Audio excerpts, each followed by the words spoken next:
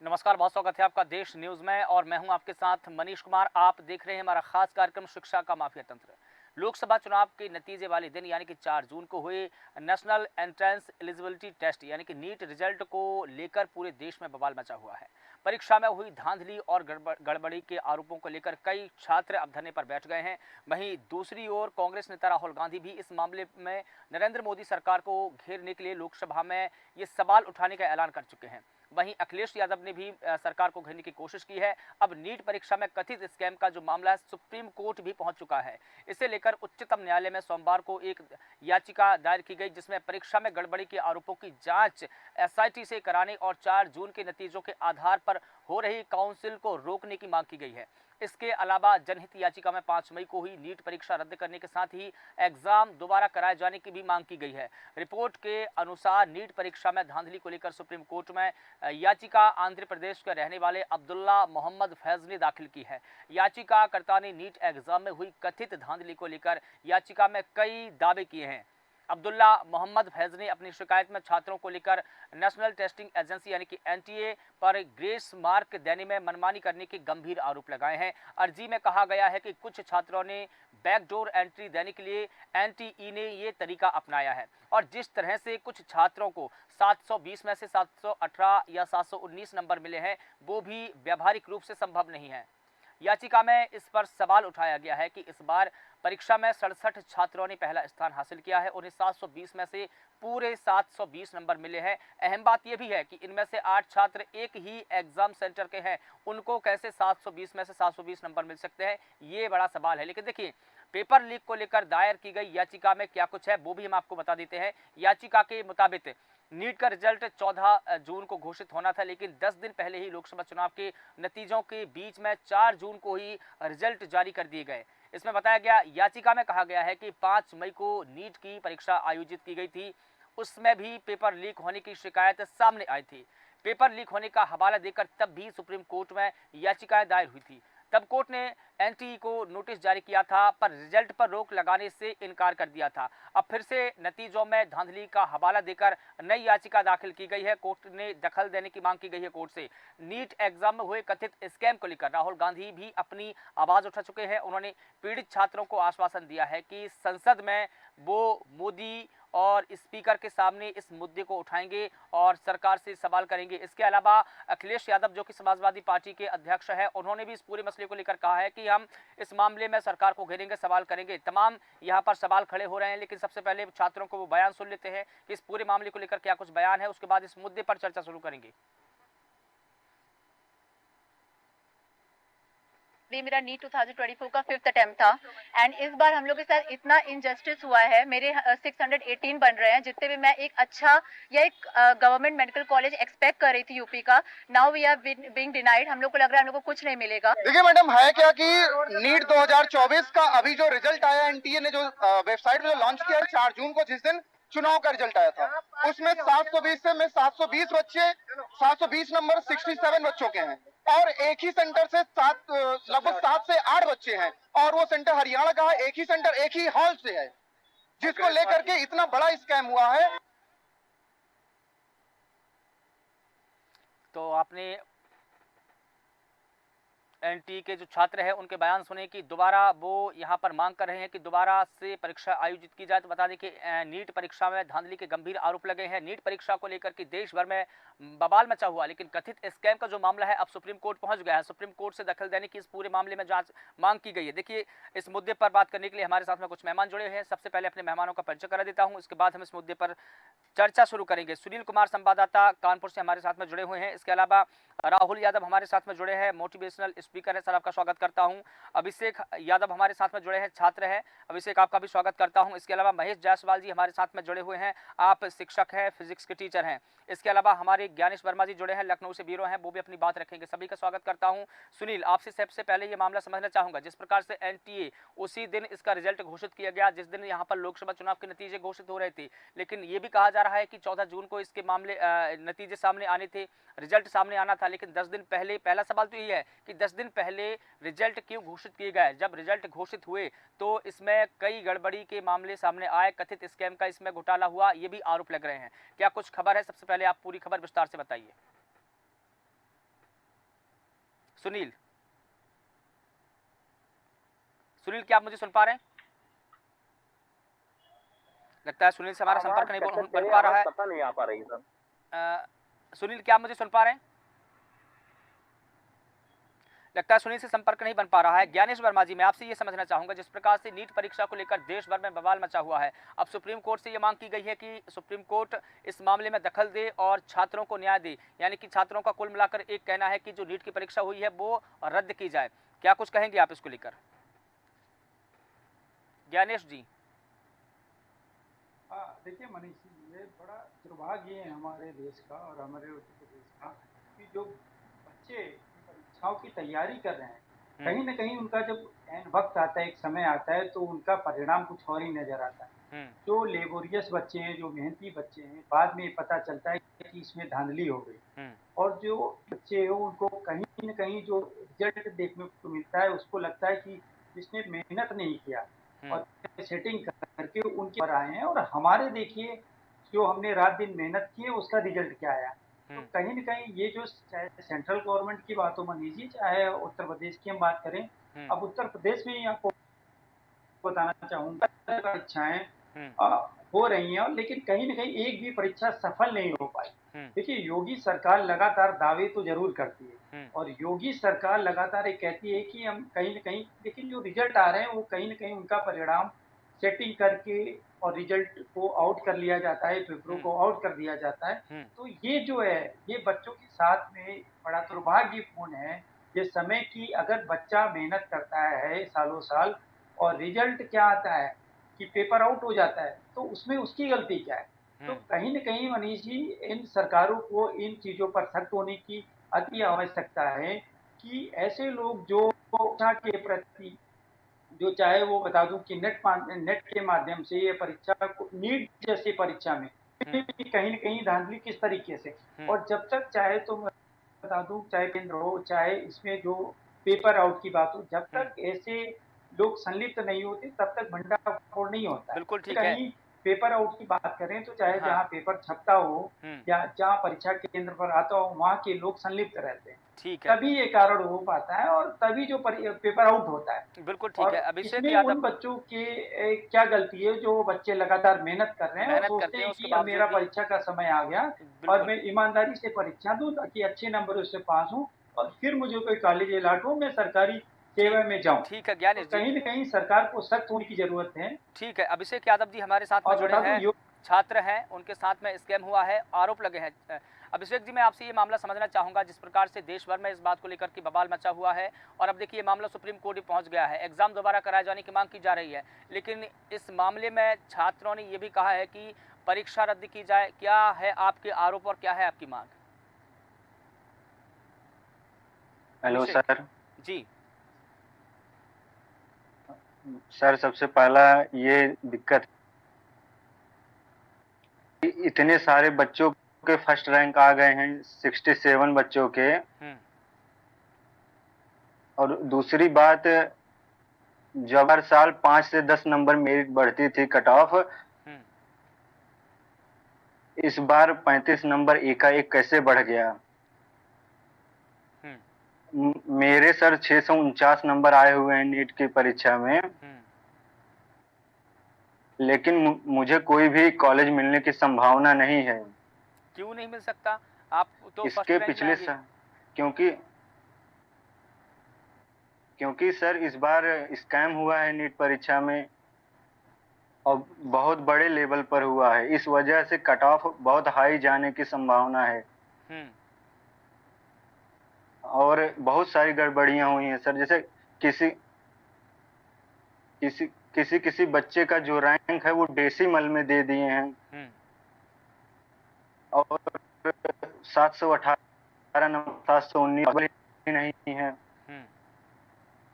तो आपको ऐसा क्यों लगता है कि इसमें धांधली हुई दूसरी बड़ी है दिक्कत और ये है 718 और 720 नंबर नहीं ला सकते बच्चे? ऐसा क्यों? सर आप अगर हमारे परीक्षा का पैटर्न समझेंगे, अगर आपने 180 में से 179 क्वेश्चन अटेम्प्ट किए हैं और सारे सही हैं, तो आपके 16 नंबर आएंगे। 716 नंबर आएंगे, ठीक है। और अगर जी सर, अगर एक क्वेश्चन आपका गलत हो गया 180 में से, हाँ। तो बाकी सारे क्वेश्चन आपके सही हैं, तो आपके 715 नंबर आएंगे। अगर एक भी गलत हो गया तो उसमें से तो 715 नंबर आएंगे, यानी कि एक नंबर और कट जाएगा। जी सर, -1 मतलब 1/4 का माइनस मार्किंग होता है। तो इसमें कुल नंबरों में माइनस मार्किंग होता है या जो अंक लेकर आए हैं उसके हिसाब से माइनस मार्किंग होता है? नहीं, जैसे सर आपने जितने भी क्वेश्चन अटेम्प्ट किए हैं, हाँ। उसको उसको 4 से मल्टीप्लाई करके जितना नंबर बनेगा, हाँ। और आपने जितने रॉन्ग क्वेश्चन किए हैं उसमें से उतने नंबर माइनस कर दिए जाएंगे। कुल मिलाकर यह है कि रॉन्ग और क्वेश्चन यानी कि -1 गलत सवालों होता के है। आधार पर यहाँ पर मार्किंग की जाती है और माइनस मार्किंग भी रॉन्ग आंसर के हिसाब से ही की जाती है। कुल मिलाकर ये है। Yes sir. लेकिन ये भी एक और सवाल है यहाँ पर कि जैसे कि कुछ बच्चों ने 720 में से 720 ही नंबर लेकर आए हैं, कुछ ने 18 लेकर आए हैं, कुछ ने 19 लेकर आए हैं। तो क्या ये संभव हो सकता है, और अगर नहीं तो क्यों नहीं हो सकता? नहीं सर, जैसे 2-4 बच्चों 6 बच्चे पॉसिबल हैं, लेकिन 67 बच्चे ऐसा कैसे हो सकता है कि एक ही साल में इतने ज़्यादा टॉपर्स आ गए फर्स्ट रैंक पे 67 बच्चे। ठीक है, ठीक है अभिषेक जी, मैं आपके पास में दूसरा आऊँगा। बात ठीक है, सर, आपने बिना बहुत सारी चीज़ों पर आपने बात की है। राहुल यादव जी हमारे साथ में जुड़े हैं, मोटिवेशनल स्पीकर है। सर, मैं आपसे ये मुद्दा समझना चाहूँगा जिस प्रकार से बच्चों के मन पर क्या प्रभाव पड़ेगा। जैसे कि बच्चों ने एड़िया रगड़ रगड़ कर सालों साल मेहनत की, जब परीक्षा उन्होंने दी तो उनको ये पता चला कि बच्चों की जो परीक्षाएं हैं उनमें धांधली हो गई है, स्कैम हो गया है। बच्चों के मन पर कितना बड़ा प्रभाव पड़ता है? सर, मेरी आवाज आ रही है? मैं सुन पा रहा हूँ आपको। सर देखिए, बच्चे तो एकदम टूट चुके हैं। हम्म। कानपुर में जितने भी हॉस्टल है, हर जगह 400-500 बच्चे रह रहे हैं, हजारों। और पूर्वांचल का पूरा बच्चा यहाँ आया हुआ है। और लगभग ये आप मान के चलिए कि किसी भी बच्चे के 615, 612, 620, 632 इस तरह के नंबर आए हुए हैं। बच्चे पूरी तरीके से परेशान हो चुके हैं। और कुछ बच्चे ऐसे हैं जो 4 साल 5 साल से तैयारी कर रहे थे, उनके पास ऑप्शन नहीं बचा हुआ है। और हम लोगों से बात हुई है, वो परेशान हो चुके हैं, पेरेंट्स का सपोर्ट नहीं है, बताइए वो कहाँ जाएंगे? मतलब कुल मिला के ये कहें कि मानसिक रूप से परेशान हो चुके हैं बच्चे। कुल मिला के ये कहें कि बच्चे मानसिक रूप से परेशान हो चुके हैं, क्योंकि बच्चों ने सालों साल मेहनत की, उनकी मेहनत का नतीजा ये निकला कि अब उनकी परीक्षा में स्कैम हो गया है। ठीक है, महेश जायसवाल जी हमारे साथ में जुड़े हैं, फिजिक्स के टीचर हैं। सर, आपसे मैं ये समझना चाहूँगा कि जिस प्रकार से परीक्षा की तैयारियाँ होती है, जैसे नीट की परीक्षा की तैयारी होती है, बच्चों कई सालों से मेहनत करते हैं, क्या ये संभव है कि फर्स्ट अटेम्प्ट में ही 720 नंबर आए? तो इसमें अंदेशा क्या है? महेश जायसवाल जी, महेश जी से हमारा लगता है संपर्क नहीं बन पा रहा है। प्रगति त्रिपाठी जी, क्या आप मुझे सुन पा रही हैं?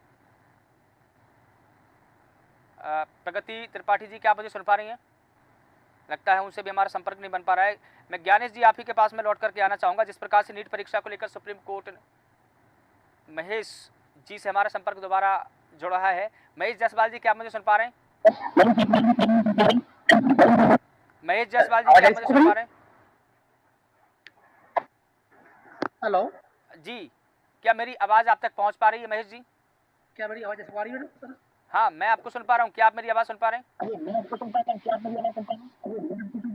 लगता है कि महेश जी से संपर्क नहीं बन पा रहा है। ज्ञानेश जी, जैसे कि अब सुप्रीम कोर्ट ने कहा कि हमने एनटीए को नोटिस जारी किया है, कहीं ना कहीं परीक्षा प्रभावित हुई है, मानसिक रूप से बच्चे यहाँ पर परेशान हुए हैं, तो जो परीक्षा की जो गंभीरता होनी चाहिए वो भी प्रभावित हुई है। सुप्रीम कोर्ट ने एनटीए को नोटिस जारी किया है, लेकिन एनटीए का ये कहना है कि इसमें कुछ भी गड़बड़ी नहीं हुई है। एक तरफ सुप्रीम कोर्ट ने नोटिस दिया, फिर नोटिस के जवाब में एनटीए ने ये कहा कि इस मामले में कोई भी गड़बड़ी नहीं हो पा रही है। क्या कहेंगे आप ज्ञानेश जी?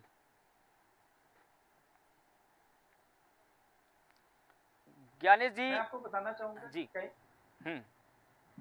जी मनीष जी, मैं बताना चाहूंगी, देखिए एनटीए ने तो साफ तरीके से स्वीकार किया है कि कोई धांधली नहीं हुई, लेकिन अगर कोर्ट ने उनको नोटिस दिया है तो कहीं ना कहीं मामला निकल के आया है। शायद इसी वजह से ये आरोप लग रहे हैं कि बच्चे जो है लगातार आप देख रहे हैं जगह जगह पर धरना प्रदर्शन कर रहे हैं और अपनी आवाज को वो रख रहे हैं। तो कहीं ना कहीं देखिए, ये चाहे केंद्र सरकार हो चाहे उत्तर प्रदेश सरकार हो, इन लोगों को गंभीरता से लेने की जरूरत है, क्योंकि देखिए ये एजुकेशन का मामला है और बच्चे लगातार मेहनत कर रहे हैं, और मेहनत करने के बाद में अगर कोई सालों साल से इंतजार कर रहा है और इंतजार रिजल्ट का इंतजार करता है, बाद में अगर ये सुनाई देता है कि ये परीक्षा ठीक तरीके से संपन्न नहीं हो पाई, तो ये बड़ा प्रश्न खड़ा होता है मनीष। तो कहीं न कहीं भाई इन चीजों पर सरकार को गंभीरता से लेने की जरूरत है, क्योंकि जो मेहनती बच्चे हैं, अगर बाद में उनको सुनाई देता है 1 साल बाद तैयारी करते हैं, कई सालों से तैयारी करते हैं और तैयारी होने के बाद में रिजल्ट आता है कि वो पेपर लीक हो गया, आउट हो गया है, तो कहीं न कहीं उन लोगों को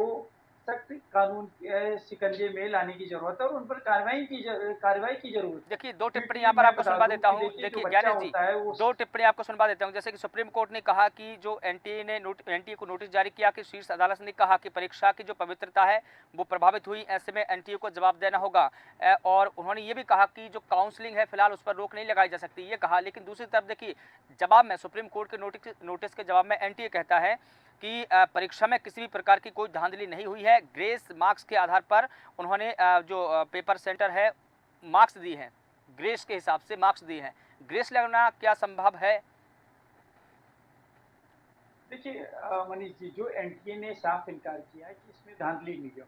अब ये जांच का नहीं, विषय है और ग्रेस ये का जब उन्होंने तक कहा, ठीक ग्रेस तरीके संभव है से- या नहीं, मैं ये पूछ रहा हूँ, ग्रेस संभव है या नहीं?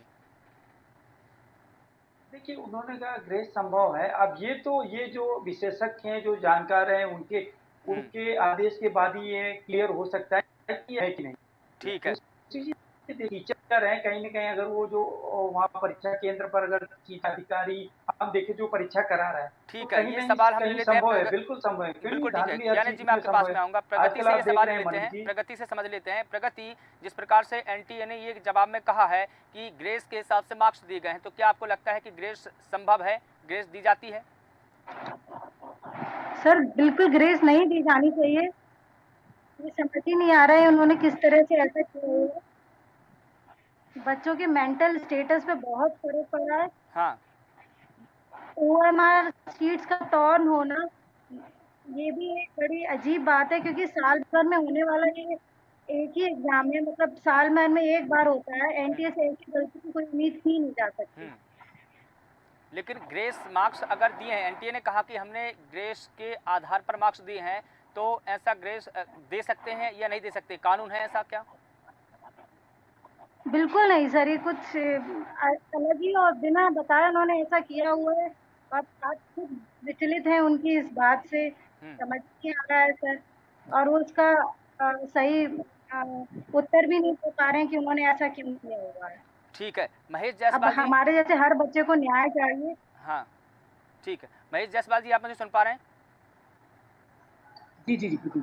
महेश जी, मैं आपसे ये जानना चाह रहा था, जिस प्रकार से यहाँ पर देखिए सुप्रीम कोर्ट में जब ये मामला गया तो सुप्रीम कोर्ट ने नोटिस जारी किया, एनटीए से जवाब तलब किया। उन्होंने ये भी कहा कि परीक्षा की जो पवित्रता है वो प्रभावित हुई है, इसलिए आपसे सवाल बनता है। हालांकि जो काउंसलिंग पर रोक लगाने से सुप्रीम कोर्ट ने मना कर दिया है, 8 जुलाई को अब फिर इसकी सुनवाई होनी सुप्रीम कोर्ट में, यानी कि मामला सुप्रीम कोर्ट में है।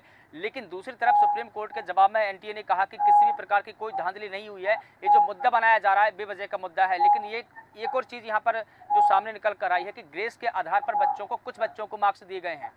क्या कहेंगे आप? देखिए ग्रेस का हिंदी में मतलब होता है कृपांक। कृपांक। और ये कृपा किया हमने किसी ऊपर। मतलब कृपा की अब गई है। बच्चे को टॉप करने के लिए कृपा देना, मुझे तो नहीं मिला आज तक कभी। मुझे मिला होता तो आज मैं कहाँ होता। बिल्कुल बिल्कुल।